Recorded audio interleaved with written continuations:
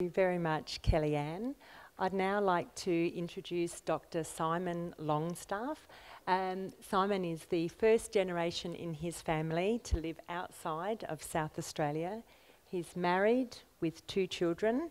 He also has kinship ties with the Indigenous people of Groote Island.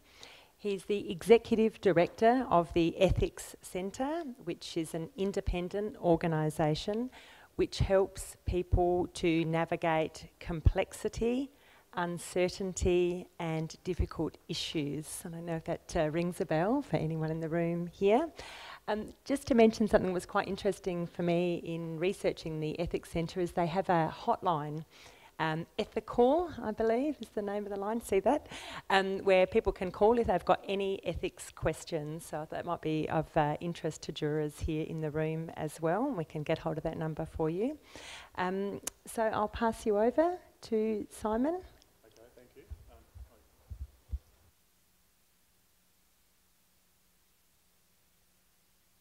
Good afternoon, everybody. Is it right if I speak from here?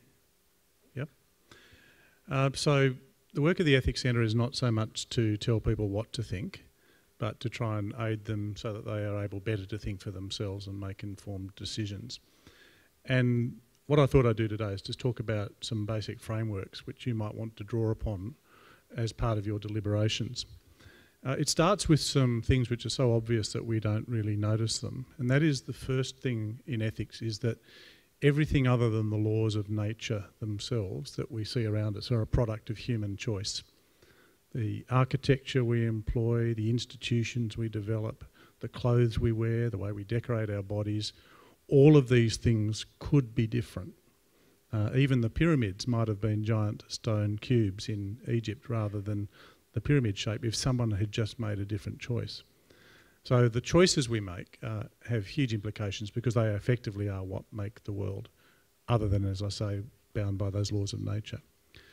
The second thing is that except when we are under duress, when somebody puts a gun at our head or where somebody physically takes our arm and directs it one way or another, every time we make a choice, we do so on the basis of what we claim for ourselves to be good. We always choose the thing which we think is good or better. We did it at lunch today where there was a selection of food. Some people chose vegan, some people chose vegetarian, some people chose meat. Depending on what you think is good, you will choose accordingly. If we think, for example, if you live in Sydney that it's good to go to Melbourne, then you come to the Hume Highway and it's a binary choice and you head south. And the list of things that we say are good are what we call values. Now, it's not enough to have just values, you also need to have principles because you need something that regulates the means by which you secure the things that are good. So to go back to that fanciful analogy about going to Melbourne, yes, I may have decided it's good to go to Melbourne, but how do I get there? Do I go as fast as I can without being pulled over by the cops? Do I obey the speed limit? Do I have a break along the way? And that's, as I say, they're defined by principles. Now, I mention those 2 little bits of the kind of universal grammar of ethics because as you deliberate as a group, one of the things that you might want to do is to consider, are there certain core values and principles which you share together and which you make explicit as the basis for how you might eventually start to frame the challenges that South Australia faces in this area. Now, I understand that yesterday morning the Premier mentioned 2 values. He mentioned the value of safety and he mentioned the value about some kind of justice in relation to the distribution of the benefits and the costs of this. Well, have you embraced those as a group? Are there other things that you might want to put there? Because unless you can collectively determine what is good on the one hand, the values, and what is right on the other from some principles, and I'm going to suggest some to think about, you won't really be able to frame this in a way which has a coherence for those who want to draw upon it. So I don't want to add to the work, but it's another thing to be discussed as you think about this. The other thing about ethics in general is that its greatest and most potent enemy is unthinking custom and practice. If anybody ever utters in your hearing, well, this is what we should do because everybody does it this way, or because that's just the way things are done around here, then you must say, no, that's not the basis on which we'll decide. That kind of conventional practice, attractive as it sometimes is as a way of getting through, that's just a matter of habits. And ethics itself is fundamentally about challenging that. It's about an examined life. So again, just watch for, it can so easily, why are we doing this? What happens? Oh, that's the way everybody does it, whether it's overseas or here. That can't be the standard against which a debate of this kind is grounded in ethics. It has to go back, as I say, to those core values and principles. So if you think about this particular topic, one of the issues that I think is always running underneath the current is that people typically, good people, don't want inadvertently to become complicit in wrongdoing. Nobody wants to be inadvertently drawn into a situation where they are either commissioning some wrongdoing, causing it to happen, or even inadvertently benefiting from it. And so people typically, when you get to these complex issues, they say, well, how do we think about this? What's the various lenses through which we do this? I'm going to propose a few lenses for thinking about. The first of these is that if you get any 100 Australians, typically if you ask, well, what should we do, this practical question of ethics, about 50% of people will say, well, tell me what's going to happen. They'll be attracted to the consequences of a particular course of action. They'll talk about the kind of cost benefit, or you'll hear discussion about maximising the greatest good for the greatest number. But this kind of language of consequences is only one of three basic languages that dominate ethical discussion in our country. It's slightly different in different places. When I was sitting in this session earlier on this morning, towards the end of it, another kind of language was already being spoken in this group. People were asking questions about duties.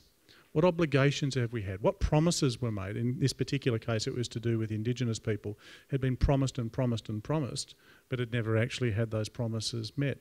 That's a different kind of language. That's the language of duty or obligation, either duties or obligations that grow out of things we do ourselves, like when we make promises, or which might be more general in nature. But there's a third dominant language that you hear, and that's the language of virtue. People will ask questions about, if we do this thing, what kind of people will we become? How will this choice shape our identity, either as individuals or collectively? This is a notion that we are like wax and that every decision we make leaves an imprint and we progressively become these things. And then there's a fourth tradition, which is not as well spoken of, which is called the ethics of care, which looks at, well, what's the caring thing to do? What's the relationship? But it can be made as a subset of others. Now, when you frame your document, the one thing I'd say you should consider doing is, can we speak about this issue with all three or four of those languages? Can we resist the temptation to just think about it or talk about it as a matter of consequences? You know, these are the economic implications, this is the financial benefits, or other things. Can we also take into account concurrently issues to do with duty and character and care? Because if you can do that, then you'll be speaking in the language that the community collectively understands.